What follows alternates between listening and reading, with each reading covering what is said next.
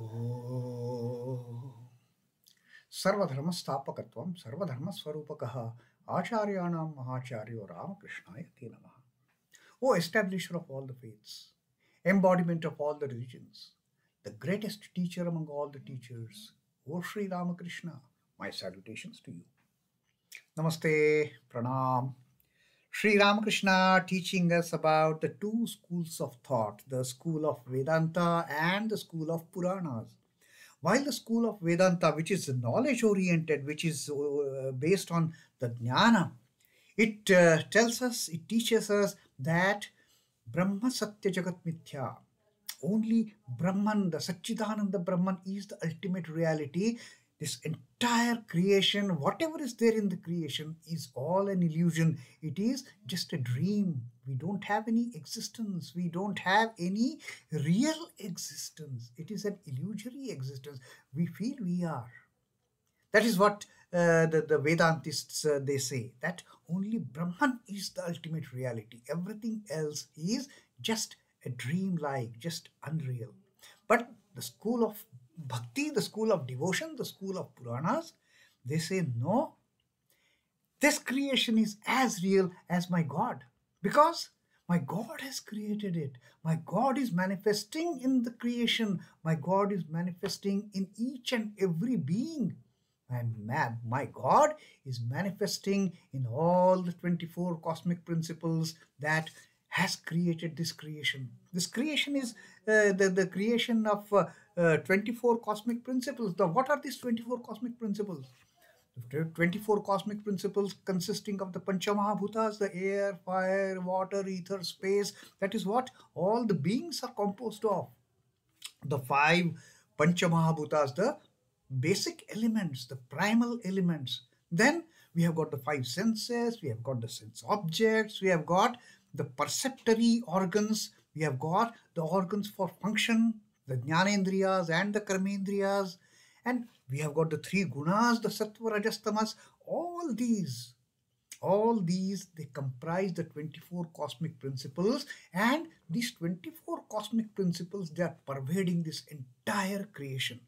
And for a bhakta, God has become these 24 cosmic principles, so nothing can be unreal, nothing can be an illusion, nothing can be swapnavat, nothing can be like a dream. Everything is real for a bhakta. My God is real, my God's creation is real, I am real, you are real. So that is the thought process. And then this understanding of I am real, Sri Ramakrishna has told us that it comes because of the I consciousness that the God has given us, because of this ego that God has given us. And then, like that example that Sri Ramakrishna gave, that when you are cooking, say a khichdi, you are putting rice and potato and vegetables and dal and spices in the pot, in the water, and you are allowing it to boil, you are allowing it to cook. And during this process of cooking, what happens? All these ingredients are jumping up and down. The rice jumps up and down, the potatoes, they jump up and down, vegetables, they jump up and down, as if they are saying, I am jumping, I am there, I am here, I am real, I am not an illusion. And this entire jumping of all these individual souls, of all these individual jivas, is because of the fire. That fire is the Satchidananda. Because of that Satchidananda Brahman, who has given us this I consciousness, we keep on saying, oh, I am real. I am doing this. I am doing that. I am going there. I am seeing this. I am reading this. I am watching this. All this I am doing, I am doing, I am doing. I am jumping like those vegetables in the cooking pot. We are saying, I am doing because of the I consciousness that the God has given. Even that I consciousness is His gift to us. So that also cannot be negated. It is an illusion that cannot be negated as it is a dream-like. Because I know, I feel, I think, I do.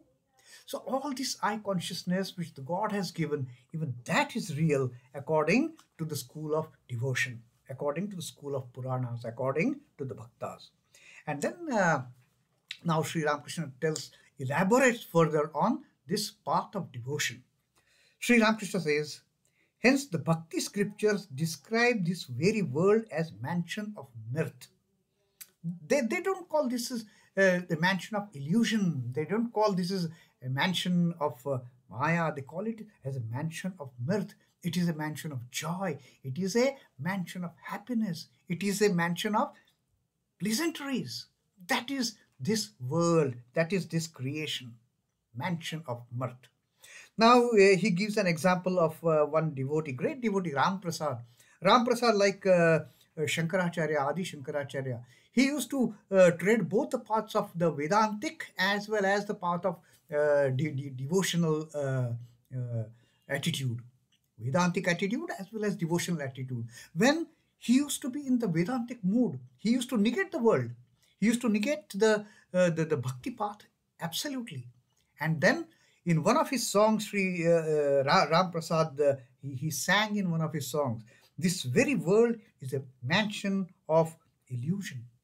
This world is a framework of illusion. This is what Ramprasad sang in one of his songs. This entire creation is a framework of illusion. And to that, a devotee who was an ardent bhakta, who was following the path of devotion ardently, most honestly, most sincerely, he immediately replied that this world, this very world, is a mansion of mirth.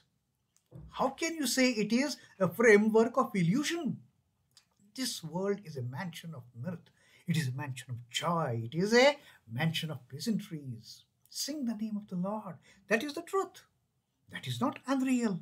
My God is not unreal. My chosen ideal is not unreal. The name that I am chanting is not unreal. The songs that I sing in my deity's glory, those are not unreal. I am singing. I am not unreal. You are listening. You are not unreal.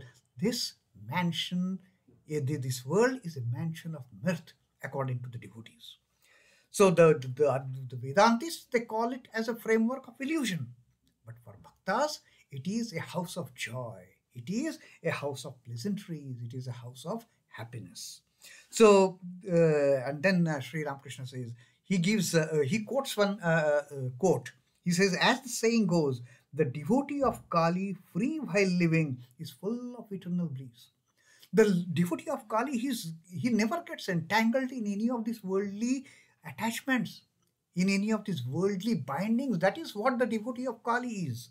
But the saying goes that the devotee of Kali, while free while living, he doesn't have any attachments, he doesn't have any ties, he doesn't have any bondages. He's free while living, but he's enjoying that eternal bliss. He's not devoid of bliss. He's not devoid of ananda.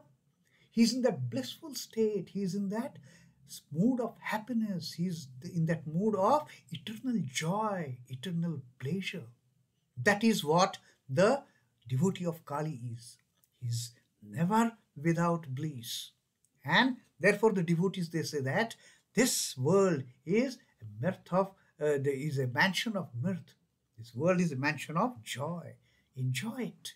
Enjoy chanting the name of the God. Enjoy singing the glories of the God. He himself, the bhakta, sees that he who is God has also become Maya. Now, the Vedantists, they put the blame of this creation of illusion on Maya. Brahman has projected Maya and created all this havoc by creating this illusion, by creating this creation, and we feel this creation is real. No, it is not real according to Vedantists. It is not real. It is absolute illusion, and it is the Maya which has created this illusion. So the Vedantists, they differentiate between the Brahman and the Maya. Because of the Maya, all this illusion, all these wrong notions that we have created among ourselves. According to Vedantists, it is like that goat tiger we have made up ourselves of. We are not these real beings. We are the divine beings. And let one day the Guru, the real tiger, come and catch hold of us, the goat tigers, and take us to the water body and show us our image in that water. That see what your face is. My face is exactly like this.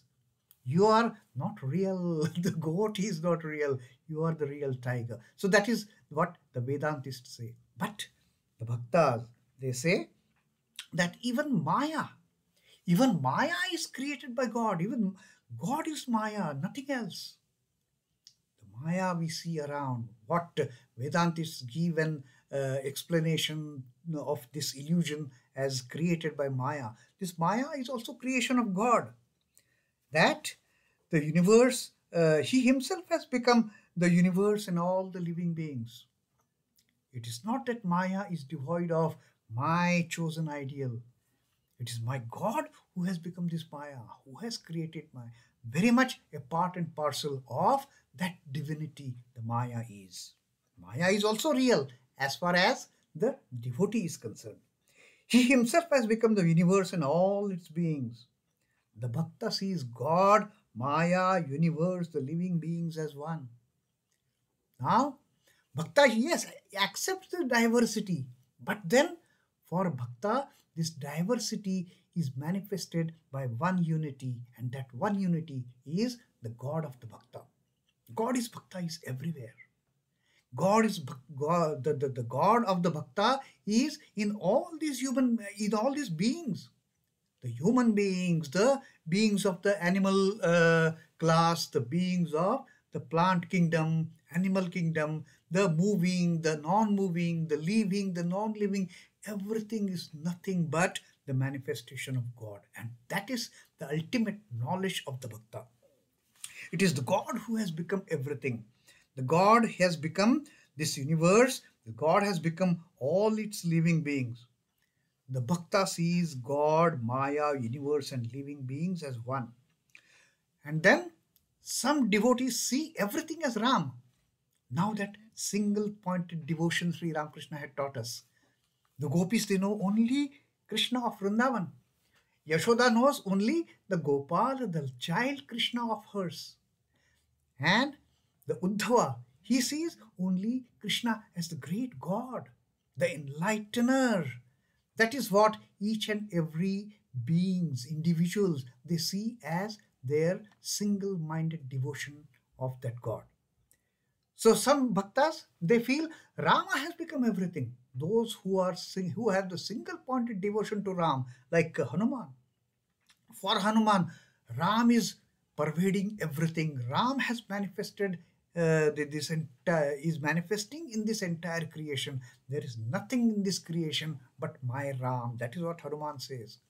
There is nothing in this creation than my Ram or Narayana. That is what Vibhishan thinks. Everything is nothing but Ram.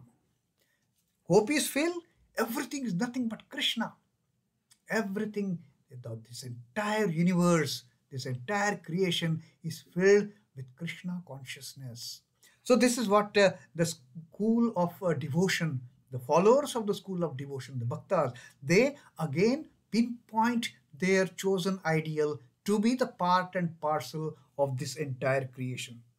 Some see everything as Radha and Krishna. To them, it is Krishna alone who has become the 24 cosmic principles. It is like seeing everything green through the green glass. If you take a glass which is green glass, you see everything green. So these single-pointed devotional individuals, single-pointed devotional bhaktas, they see everything as the manifestation of their chosen ideal. The gopis would see everything around them as Krishna consciousness. Hanuman would see everything around him as the Rama consciousness. The Shaivites would see everything around them as the Shiva consciousness. Same thing with the devotees of Kali, same thing with the devotees of Durga, same thing with other devotees. Whosoever is their chosen ideal, they would consider that chosen ideal to be the manifestation of this entire creation. And then Sri Ramakrishna says that, but the Bhakti scriptures accept. Now, yes, my Lord has become everything. But then the Bhakti scriptures also accept that the manifestation of this divinity, the manifestation of my chosen ideal in all the beings, it has got different degrees. We cannot say that each and every being has the same degree of manifestation of my Krishna or my Ram or my Kali or my Durga or my Shiva. I cannot say that. They accept the fact that the manifestation degrees are varying in the in the beings in this universe. But the Bhakti scriptures admit that manifestations of power are different in different beings. It is Rama who has become everything, no doubt. But he manifests himself more in some than in others. Rama manifesting in all the beings is not the equal distribution. In the incarnation of Rama, the Rama manifestation is at its maximum. But in others, even in Ravana also there is manifestation of Rama. But it is at a minor level. It is very minuscule. But Rama is still manifested in all the beings. There is one kind of manifestation of Rama in the incarnation as God. That is a different 100% manifestation of Rama in the incarnate Rama. That is 100%. But it won't be 100% in other beings. In Ravana, it may be 0.00001%. In Vibhishan, it might be 90%. In Lakshmana, it might be 99.5%. So the degrees of manifestation, they vary in all the beings. Only in the incarnations, they are 100% manifested. Otherwise, they manifest at varying degrees, they say. Even the incarnations are conscious of the body. Even for that matter, even incarnations are conscious of the body. Like, as Sri Ramakrishna used to say, that even the Brahman, when snared by the Panchamahabhutas, he weeps. Rama in the incarnation, although he was an all-knowing incarnation of Lord Vishnu, when Sita was abducted by Ravana, Rama wept. Like an ordinary husband, he wept for Sita. Oh, Sita, where are you? Where are you? Where are you gone? Now Rama is the incarnation. He should be knowing, oh, who can take whom? As per the real the feeling of oneness in all the beings. You should have thought, so what, Ravana has taken my Sita, how can he take? I mean, okay, after all, Ravana is also a part of Brahman.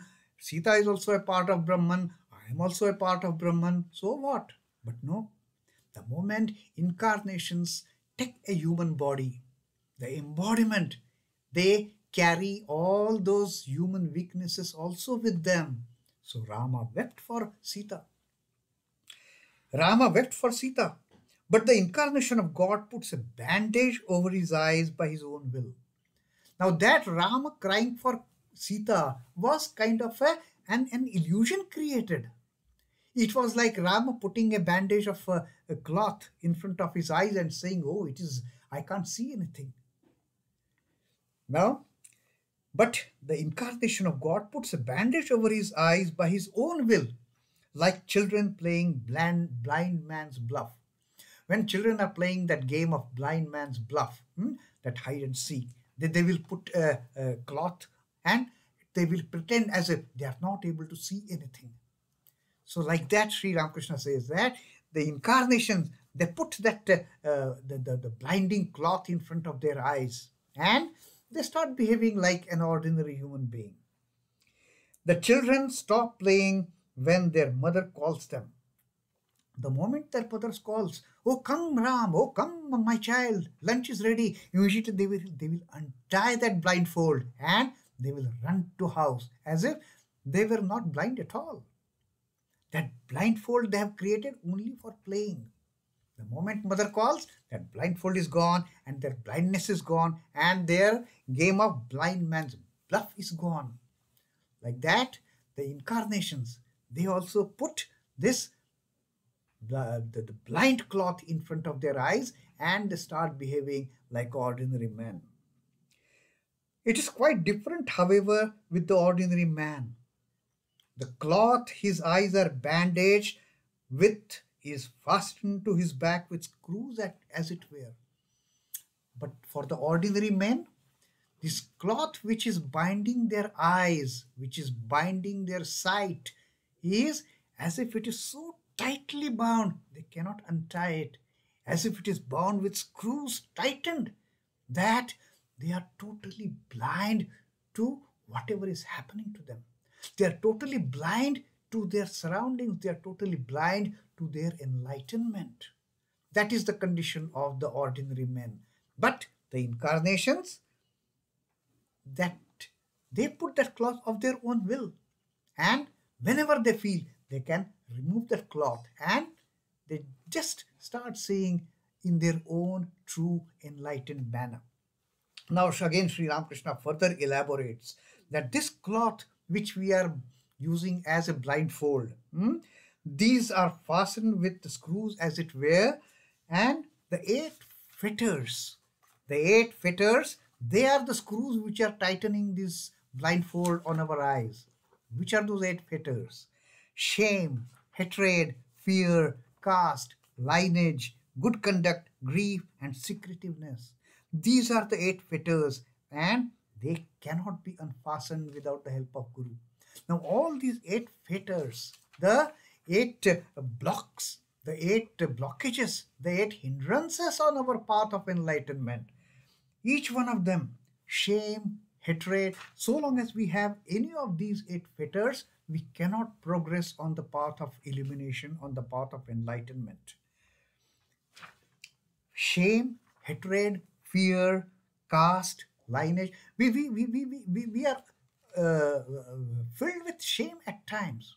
We are filled with hatred for others. If something happening good to others, we start hating them. We become jealous. Fear of failure. We are carrying so many fears in our mind. Then the caste, the proud of our caste. I am so and so.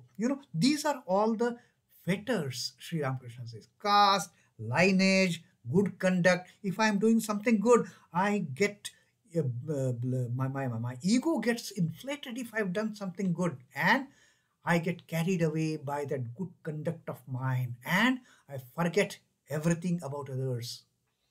Good conduct, grief. Even when we get into misery, we are so despondent. Get so despondent, like Arjuna of the first chapter of the Gita, the Arjuna Vishada Yoga. We become absolutely useless. Like Arjuna saying, now I am not going to fight. We give up our fight on this path of enlightenment. Even the grief is a fetter. And secretiveness. I won't let anybody know what I am doing.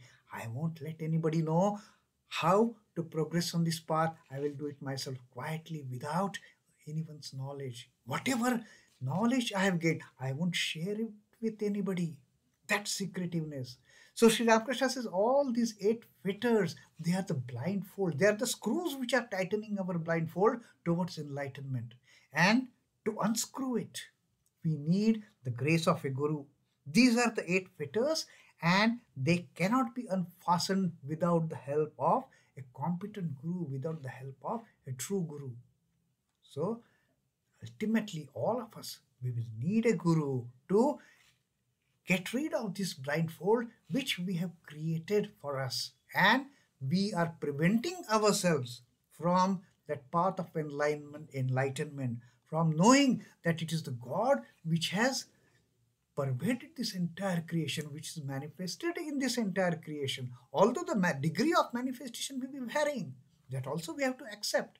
And that's why there is a good and there is bad. There is a holy, there is unholy. There is a pious, there is evil. That is what this creation is all comprised of. Om Namah Shri Bhagavate Ramakrishnaya. Sri Ramakrishna Arpanamastu. Jai Thakur, Jai Ma, Jai Swamiji.